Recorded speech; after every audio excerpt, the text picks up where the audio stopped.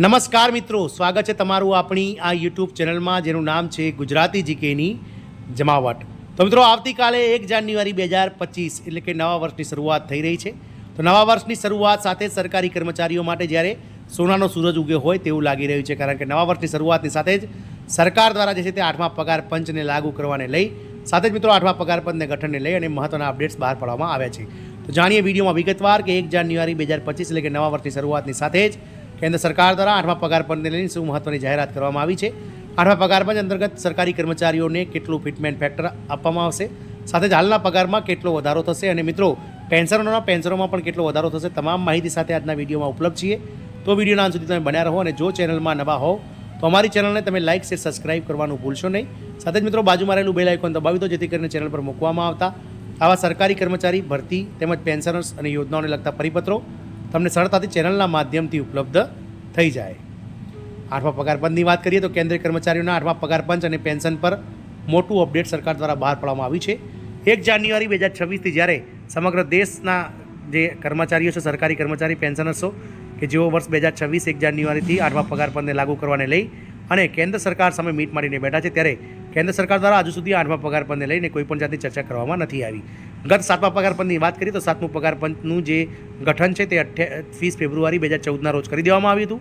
જ્યારે જે ગઠનની કમિટી બનાવવામાં આવી હતી 7મા પગાર પંચ માટે, તેમણે મિત્રો પોતાનો રિપોર્ટ 19 નવેમ્બર 2015ના રોજ કેન્દ્ર સરકારને સુપરત કરી દીધો હતો। જ્યારે એનડીએ સરકાર એટલે કે નરેન્દ્રભાઈ મોદીની જે પહેલું ટર્મ્સ હતું, પહેલું મંત્રીમંડળ, તેમણે મિત્રો 1 જાન્યુઆરી 2016થી સમગ્ર દેશમાં જે છે તે 7મું પગાર પંચ સરકારી કર્મચારી અને પેન્શનર્સો માટે લાગુ પાડી દીધું હતું। 7મા પગાર પંચ અંતર્ગત જે કર્મચારી યુનિયનો છે તેઓ 3.68 ગણું ફિટમેન્ટ ફેક્ટર માગી રહ્યા હતા, પરંતુ સરકાર દ્વારા 2.57 ગણું ફિટમેન્ટ ફેક્ટર આપી અને 7મા પગાર પંચમાં કેન્દ્રીય કર્મચારીઓને જ્યારે લાણી કરવામાં આવી હોય પગારની તેવું મિત્રો દેખાઈ રહ્યું હતું। જ્યારે હવે ફરીથી 31 ડિસેમ્બર 2025ના રોજ જ્યારે 7મું પગાર પંચ પૂર્ણ થઈ રહ્યું છે અને 1 જાન્યુઆરી 2026થી જ્યારે 8મા પગાર પંચને લાગુ કરવાનો સમયગાળો થઈ ગયો છે, ત્યારે સરકાર સમક્ષ કેન્દ્ર સરકાર અને વિવિધ રાજ્ય સરકારના કરોડો કર્મચારી અને પેન્શનર્સો મીટ મારીને બેઠા છે કે સરકાર ક્યાંક ને ક્યાંક 8મા પગાર પંચને લઈ અને ઝડપથી તેનું ગઠન કરી અને યોગ્ય સમયે એટલે કે તેના નિયત સમયે 1 જાન્યુઆરી 2026થી 8મું પગાર પંચ લાગુ કરે। તો 8મા પગાર પંચને લઈ અને કેન્દ્રીય કર્મચારીઓ 7મા પગાર પંચ હેઠળ પગાર અને ભથ્થાનો લાભ લઈ રહ્યા છે।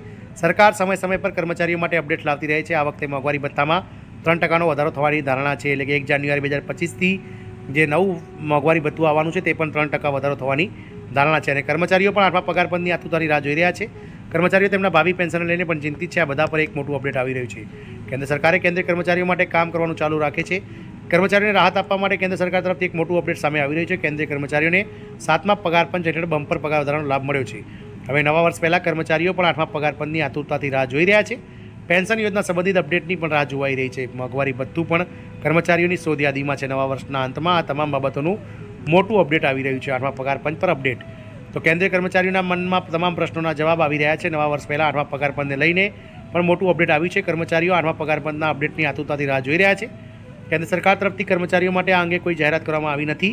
તે જ સમયે મીડિયા અહેવાલોની જાણવા મળે છે કે કર્મચારીઓ બજેટમાં તેની જાહેરાતોની અપેક્ષા રાખી રહ્યા છે। જાન્યુઆરી 2026માં અમલમાં આવી શકે છે, જેના કારણે કર્મચારીઓના પગાર અને ભથ્થામાં બમ્પર વધારો થવાની આશા છે। પગાર ફિટમેન્ટ ફેક્ટર દ્વારા નક્કી કરવામાં આવશે। કર્મચારીઓ 8મા પગાર પંચની આતુરતાથી રાહ જોઈ રહ્યા છે। એવી અપેક્ષા રાખવામાં આવે છે કે વર્ષ 2025ના બજેટમાં તેની જાહેરાત કરવામાં આવશે। જો આમ થશે તો કર્મચારીઓના હિતમાં આ એક મોટો નિર્ણય હશે। જો જાહેરાત કરવામાં આવે છે તો તે ચોક્કસપણે જાન્યુઆરી 2026માં અમલમાં આવશે। 8મા પગાર પંચમાં ફિટમેન્ટ ફેક્ટરના આધારે સરકારી કર્મચારીઓના પગારમાં ફેરફાર થશે। 7મા પગાર પંચમાં 2.57ના ફિટમેન્ટ ફેક્ટર સાથે પગારમાં ફેરફાર કરવામાં આવ્યો તો હવે એવી અટકળો લગાવવામાં આવી રહી છે કે 8મા પગાર પંચમાં ફિટમેન્ટ ફેક્ટર વધીને 2.86 થઈ શકે છે। તેનાથી બમ્પર પગારમાં વધારો થશે। આપ સૌને જણાવી દઈએ કે જોઈન્ટ મિશનરી કન્સલ્ટેટિવ એટલે કે JCM કે જેઓ સરકાર અને આ કર્મચારીઓ વચ્ચે એક સેતુ તરીકે કામ કરે છે, તેના અધ્યક્ષ શિવ ગુરુપાલ શર્મા મિશ્રા દ્વારા જે છે તે મિત્રો આ 2.86 ગણું ફિટમેન્ટ ફેક્ટર કર્મચારીઓ માટે વધે તેવું મિત્રો સરકાર સમક્ષ જે છે તે ઓલરેડી પત્ર લખીને તેમણે જાણ કરી દીધી છે। પેન્શન અને પગારમાં આટલો વધારો થશે।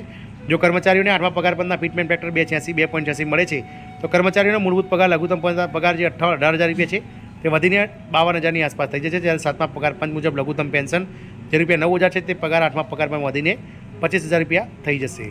આ તારીખથી નવી પેન્શન યોજના લાગુ કરવામાં આવશે। કેન્દ્ર સરકાર દ્વારા થોડા સમય પહેલાં કર્મચારીઓ માટે UPS પેન્શન યોજના જાહેરાત કરવામાં આવી હતી।